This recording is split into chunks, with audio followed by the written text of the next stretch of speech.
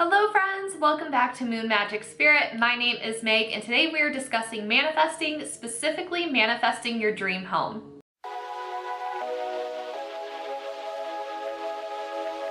Hello friends, welcome back. So today I am discussing manifesting for a home because I recently became a homeowner.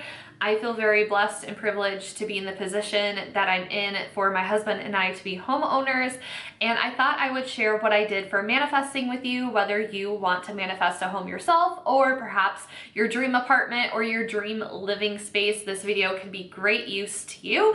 If this is the first time that you're seeing me, hello again, my name is Meg. I hope you consider subscribing. I also talk a lot about astrology, tarot, and crystals here on my channel and other little metaphysical goodies like manifesting. The first thing I want to say before we jump into it is that when I talk about all the things that I've done in the video and I say this is this, this is this, that is my own personal practice. We all have our own personal practices, our own personal beliefs. This is what mine are. I'm not saying that mine are the end all be all by any means, because it's certainly not. So if your practice is different than mine, that is totally fine. It is totally okay, especially when I talk about the moon cycle. Again, it's a personal practice, personal choice. So whatever feels right to you is what you should be doing. And let me tell you, house hunting in 2021 is pretty wild. So I knew that I needed to manifest in a big way. This is my first time manifesting in such a large way, working towards such a big goal. This manifestation took over the period of about 3 months. So I'm going to explain what I did, little hiccups that I had, and then adjustments that I made to have it all come together. So I typically do a manifestation every month with the moon cycle. I do like 2 little manifestation practices, my coven meetings, but yes, big full-time manifestation. So first thing I want to talk about is the moon cycle. If you're any witch, you know that a lot of our practice revolves around the moon. I love the moon. I am a full-on moon witch. So with that being said, I believe in starting manifestations with the new moon. What I've learned from one of my favorite astrologers, Elisa Kelly, I talk about her all the time. I just adore her so much. I will have her info linked down below for you. But what she talks about a lot is the moon cycle. So the new moon is an inhale. It is like the new start, the, fresh breath of air. It is what we are inhaling and where we want to set our intentions. And the full moon is the exhale of the month, and it's releasing things and letting go. So with that being said, I personally like to manifest with the new moon because you're setting that intention, you're taking that deep inhale, and when you're working with a really big and large manifestation, like I said, this one did take me about 3 months to complete. What you want to do is have your initial intention at the new moon, and then when the full moon comes around, you kind of want to take a step back and see what is working, what isn't working, what adjustments do I need to make? And you want to work on making those adjustments so then when the next moon cycle starts, it's like, okay, let's try this again with these adjustments and see how it goes this time, because manifesting is always moving. It's an infinite loop, as I will get into next. So now that you know when to start and readjust in the moon cycle, again, it's totally a personal choice. I know that there are people that like to manifest with the full moon and release with the new moon. It just depends on you and what feels good for you. So anyways, now we need to talk about the 2 main properties when it comes to manifestation. There is the astral realm and the physical realm. So the astral realm, that is your hopes, your dreams, your wishes, where you're setting your intention, where your thoughts are going to. It doesn't physically exist in this world. It's anything that isn't tangible, anything that's not really like material objects. Your hopes, dreams, desires is basically what the astral realm is. And you want to connect that with the physical world, because when you have the 2 going together, it creates this infinite loop. And again, I totally got that info from Elisa, so shout out to her. But the physical realm is tangible, material objects. So what are you physically doing to bring your manifestation? Because you can sit there and have your thoughts and have your intentions all day, but if you're not doing the physical aspect of it, I feel like you're going to struggle a little bit. And when you're married, the 2 together, I feel like you have the best chance for success. So you may be sitting there going, okay, well, what exactly goes into the astral realm? What exactly goes into the physical realm? So now I'm going to talk about setting up my altar, my little manifestation space, whatever your preferred language is for that. So while I'm using things like intentions, like candles, I have tarot cards that I use, I have crystals that I'm using, I'm journaling. And while like a crystal is a physical object, but you're setting an intention to the crystal, so that is part of the astral realm. The tarot is part of the astral realm. The journaling, it's your thoughts, so that's part of the astral realm. Lighting the candle, that's setting your intention and putting the herbs in the candle. Again, that's all intention setting. So all of these things are astral realm in that area. However, when it comes to physically setting up your altar space or your manifestation area, when it comes to physically putting the objects down, physically putting the herbs on the candle, anointing the candle, those are all physical. That, works on the physical side of it. So I hope that made sense. I just wanted to explain how journaling, setting intentions, using the crystals, working with these divination tools, yes, you're using them in the physical realm, but it's more of the astral realm that all of that is floating and going into. So before we even get to any first steps, what you want to do is use protection and protect yourself. So what I like to do is imagine like a white light. I use a white light shield for protection. I use it all the time just for general protection of me, my home, my family. So, but specifically, I will use it again anytime I sit down to do any kind of manifestation work or any kind of spell work or anything like that. When I do tarot readings, I do a protection shield for my tarot readings as well. Basically, you want to keep out any negative entities and any negative energy. You want to protect your space. You want it to be so only your guides are there to help you. Again, whatever level of spirituality you're comfortable at here, again, my personal experience.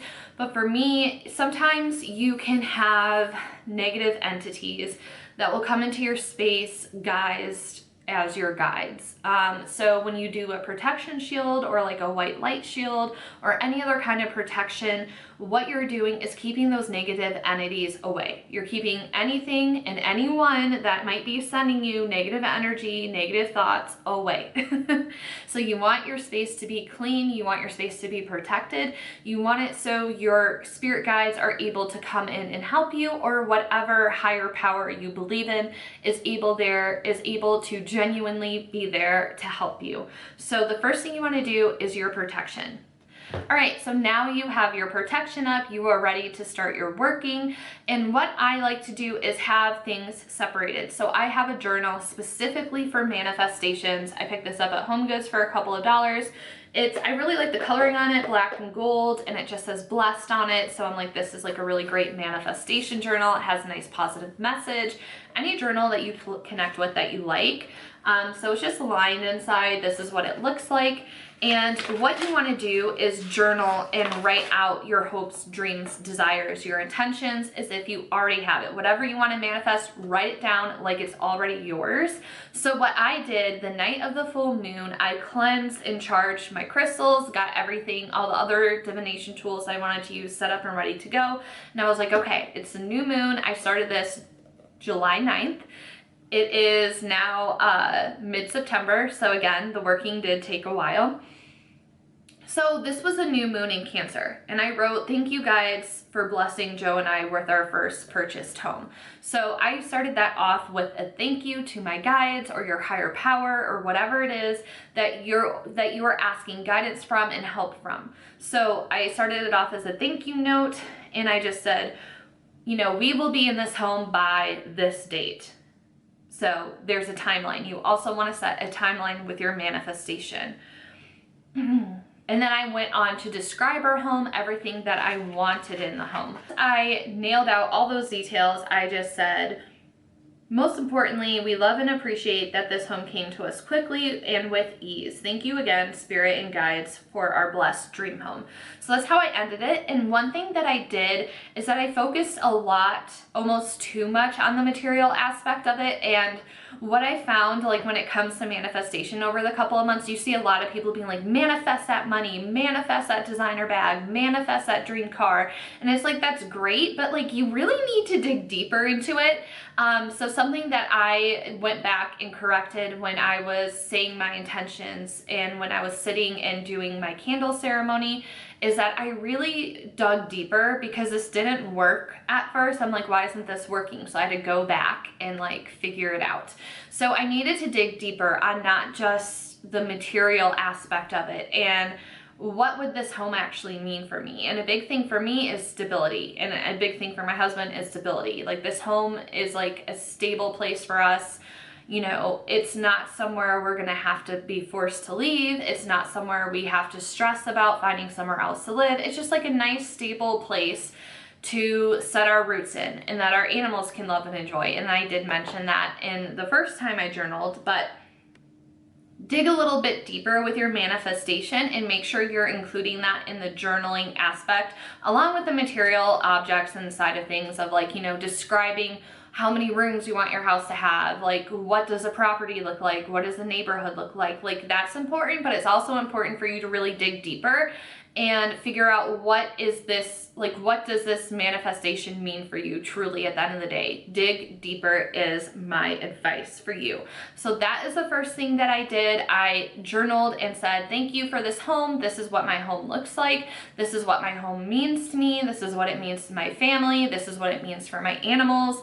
Thank you for having it come quickly and with ease. That's going to tie into something later. So that was the first step, was journaling what I wanted my manifestation to be as if I already had it. One more thing I want to say about manifesting, again, it's a protection thing because I haven't said it enough. When it comes to your journal, you don't want to leave it open. Like when you're done, close it and put it away because I have heard if you leave it open, you can attract entities into your home and that will mess with the manifestation, and that can be negative energy, entities, negative energy. So it's very important, from what I heard, on a witchy spiritual level, whatever it is that you work on and that you write in, that is your own private journal, that you make sure you leave it closed. I've not experienced that, but I've heard of experiences on Twitter and on TikTok, and I would not want to mess with that. So make sure you keep your secrets set away. Anyway, so next what I did was set up my altar space, my little manifestation area. So I basically put this on top of where I have my altar, and I know some witches are like, don't share anything of what you're doing because it's like your protected sacred space, but I feel comfortable sharing what I did because I want to help other people. So I have this wood slab I picked up from Home Goods for like $3 or something. I'm like, this will be perfect. Like, this is my little manifestation slab. So, you know, I can separate it from all the other stuff that I have on my altar. So I have this nice little working area. Also at Home Goods, I found these little tea lights because I'm an Aries. I don't have much patience, so sure, I could have gotten a giant candle. That just means my manifestation would have run longer. These take about 4 to 5 hours to burn through, so you have to think like that's how many hours you're going to be spending with this manifestation. So if you have a larger candle, obviously it's something that you want to do every single day if you have a longer or a larger candle. But for me, I was like, okay, well, let me just test out this tea light. And they had a pack of 24 tea lights. I think it was like $3 or $5 for a bunch of tea lights. And I'm gonna get into the different tools and the meanings and the intentions behind them. But I also have crystals, of course, that I pulled to work with. And I also have tarot cards that I pulled to work with. So let's go ahead and get into that aspect of setting up the manifestation altar. So again, another thing that I did, it's a lot of protection. So another thing that I did when I was setting this up, I had my white shield on, and I'm very connected to this amethyst one. Like the energy every time I touch it, it's like electrifying, it's very powerful. So what I do is, I saw this from, what is her name? It's like Coco the Witch or something on TikTok. She does like a lot of like beginner witch stuff on TikTok. So I will have her linked down below because I love watching her videos. It's Coco _ the witch, and I saw this in one of her videos for protection. So whenever she's doing a working, this is something she does. She uses a stick. I use my amethyst one, and what you want to do is do it 3 times around you or 3 times around your working. So when I was doing this, I would just do a big giant circle 3 times over myself in the area, and I would say I am divinely protected. I would call my guides in and I would thank them. So I would say I'm divinely protected. I'm calling in my guides to help me with this manifestation. I am now starting a manifestation. Thank you so much for being here and helping me and divinely guiding me.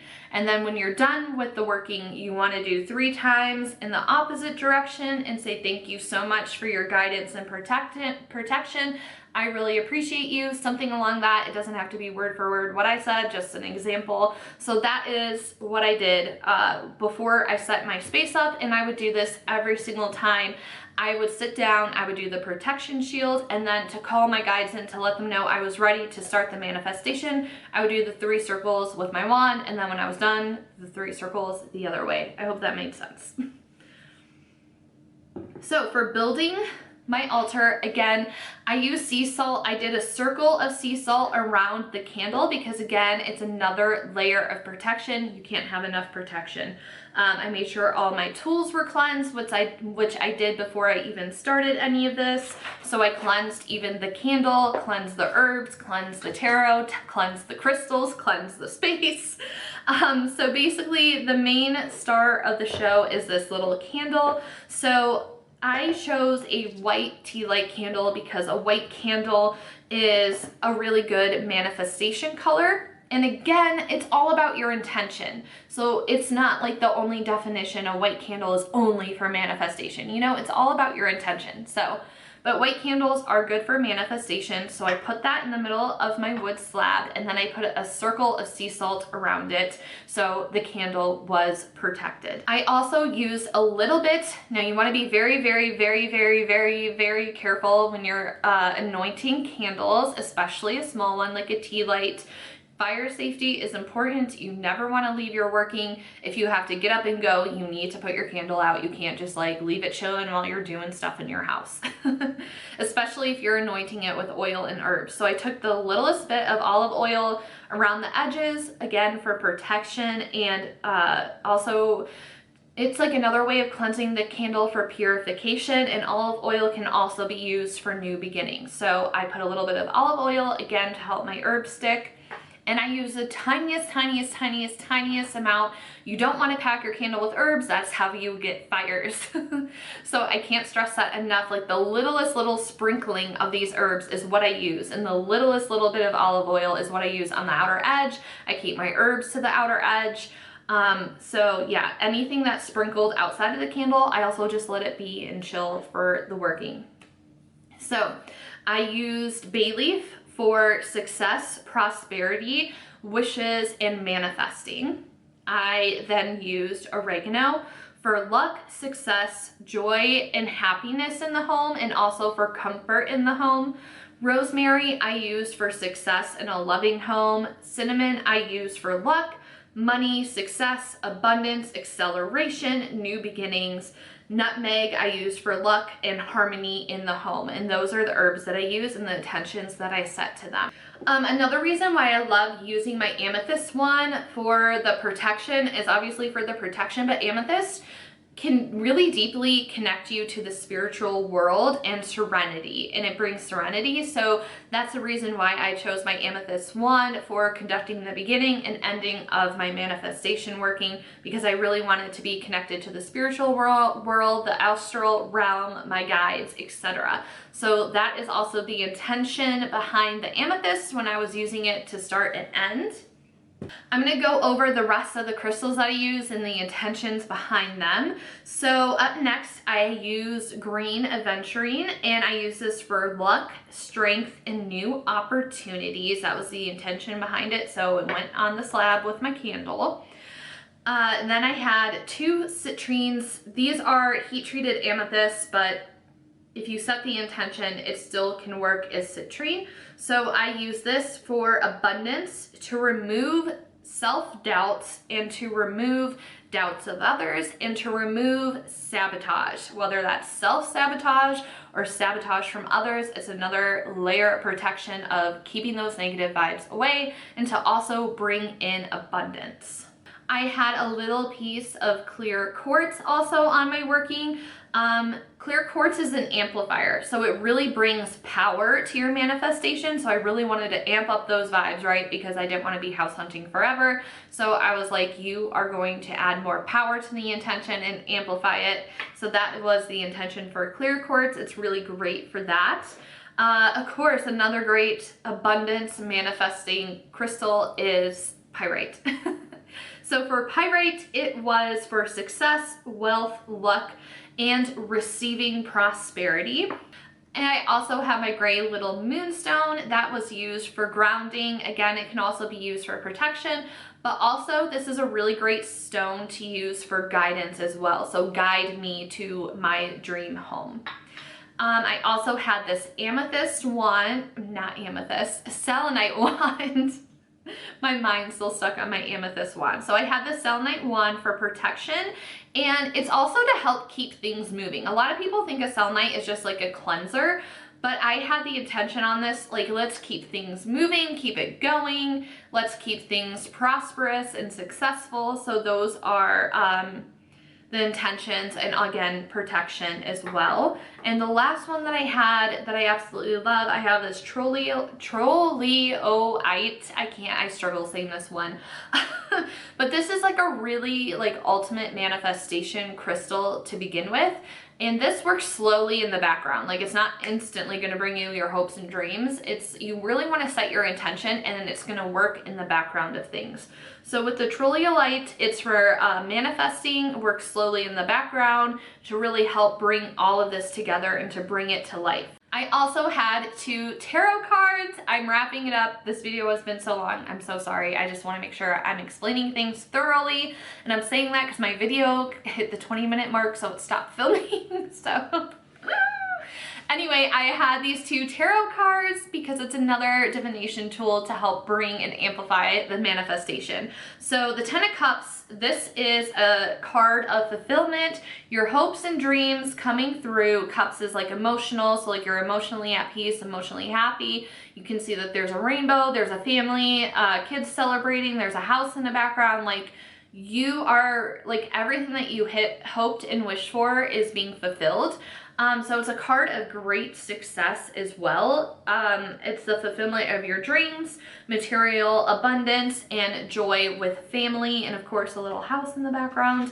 And then I had, tangible things, which is a house, material objects, which is a house. So we had to have the suit of tangible objects, which is the Ace of Pentacles.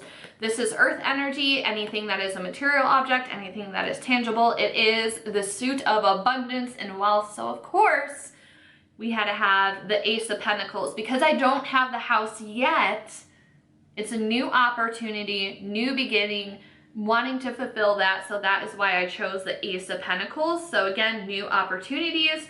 This is a manifestation card. All the aces for the suits are manifestation. Again, abundance, new beginnings, and fulfillment. So the 2 of these together, I am manifesting this, and this is what I get as the end result. So those are the divination tools that I use for my manifestation. This is all in the astral realm, of course. So one last thing for the astral realm that I did, and this all depends on you, and what numbers mean to you. So this is all, great. It was the start of the manifestation. Now I have like 4 hours of manifesting to go before the working is done. So what I did is every time I wanted to manifest, I again would do the light shield. I would get my wand, open up the protection, relight the candle. I would scry into the candle, and basically what that means is that you're just staring at the candle and just like letting your thoughts go into it and seeing if any messages come through. But I would scry into the candle that I wanted the dream home, and what you want to do is cut your manifestation down to something short that's easy to write. So I mentioned the house coming to us quickly and with ease and how that would play in for later. This is where it's playing in. In my journal, I also wrote a quick intention, which is Spirit will bless us with our dream home with quickness and ease. That is the intense manifestation intention I was setting. And I really connected at the time with the angel numbers 222. So, and I really liked the number 2. I was seeing 2, 22, 222 everywhere. So what I decided to do was write that phrase 22 times. So I would sit there, I would scry, or I would write in the journal, whichever one I wanted to do first. And I ended up doing that 3 different times because the number 3 just felt like a lucky number to me. So that is how many times I wrote my intention out. That's another astral thing to do along with the scrying and just connecting with the universe, connecting with my guides, and just really sitting there and concentrating and setting that intention into the astral realm. So a lot of astral realm work, right? So what are we doing in the physical world to also get the manifestation going? So one of the things is building the altar, and I will insert a clip from my Instagram reel or TikTok of what my altar looked like and how it was, you know, you'll see it right here. So in the physical realm was actually cleansing the objects and building the manifestation altar. Another physical thing that I did was, you know, I physically laid out the salt for protection. I physically lit the candle. So setting up the altar was definitely a physical realm thing. Searching for the houses, that is something that I did in the physical realm. Seeking out a realtor is something that I did in the physical realm. Just like literally, like all the steps that you would naturally take to finding a house is what I was doing in the physical realm to build the manifestation, because a house isn't going to appear to me if I don't find a realtor, if I'm not looking for houses, if I'm not taking the steps of getting pre-approved for a loan, all of that stuff, if I'm not actually going out and looking to see what I like, what I don't like, what is going to work for me, what feels right, what doesn't feel right.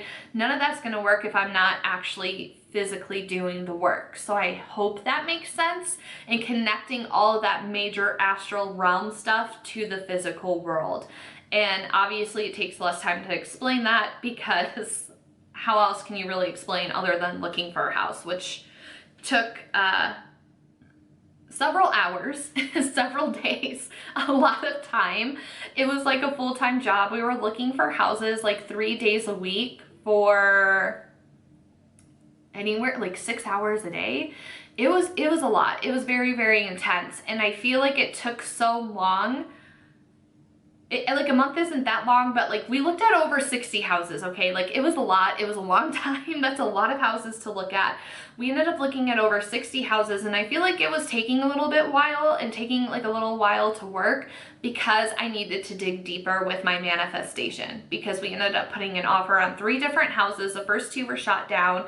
So I was like, why isn't this working? And then after we got denied with the second house we put an offer on, I'm like, okay, I really need to focus on my manifesting and what is and isn't working. So that's when I actually dug deeper in like, what will this truly mean for me and my family if we're able to get our dream home? And then a week later, we put an offer on the 3rd house, and it was accepted, and here we are today. So I know that this was a really long video. I just like to explain things as in depth as I can. So let me know in the comments, like, do you like that, or would you rather me like wrap it up and not explain as much? Let me know in the comments. I would appreciate any feedback. So I hope you guys enjoyed this. Please consider subscribing if you aren't yet already. Be sure to check me out on Instagram and TikTok, Moon Magic Spirit. I also have a Koji link down below that will link you to all of my social media, where else you can connect with me. And yeah, thank you so much for taking the time out of your day to hang out with me. I really appreciate it. I really hope this video helped you. Let me know how things go down in the comments. And if you have any advice for manifesting, leave it in the comments below, because knowledge is power, and what is knowledge without sharing with others? So I will see you in the next one. Bye, everyone.